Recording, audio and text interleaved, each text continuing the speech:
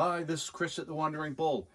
I'm in the overflow bead lot section of the warehouse today, and in the past couple of years I have purchased a lot of bead vendors who have gone out of business, and some of those beads didn't fit into a particular stock of ours, so we've grouped them together here and made them a deal, and they range from all kinds of stuff. I have some trade beads up here.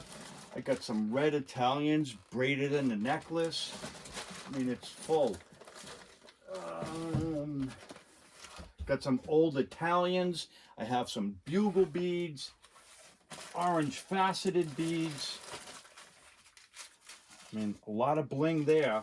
So it goes on and on. Some yellow bugle beads, silver lined, green, clear, dark brown, and gold. Yellows, pink lined, solid pink, more gold, some large round glass beads, all from Czech Republic, fire polish beads, white center blue beads, early 1900s, black faceted beads, old hard to get, green, white center green 5/0 pony beads. I switch over to here. Years ago we used to be able to get mini crow beads in a variety of styles and colors. We can't get them anymore. The Czech Republic has stopped manufacturing these beads, but we've got a variety in assorted packs. There's all kinds. And here, 5/0 luster salmon beads.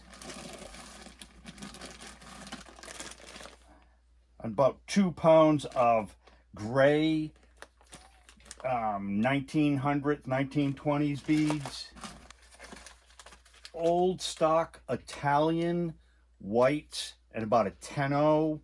Those sizing is a little different with the Italians than with the Czechs, but if you're doing reproduction work, these are the background beads that they're using early 1900s.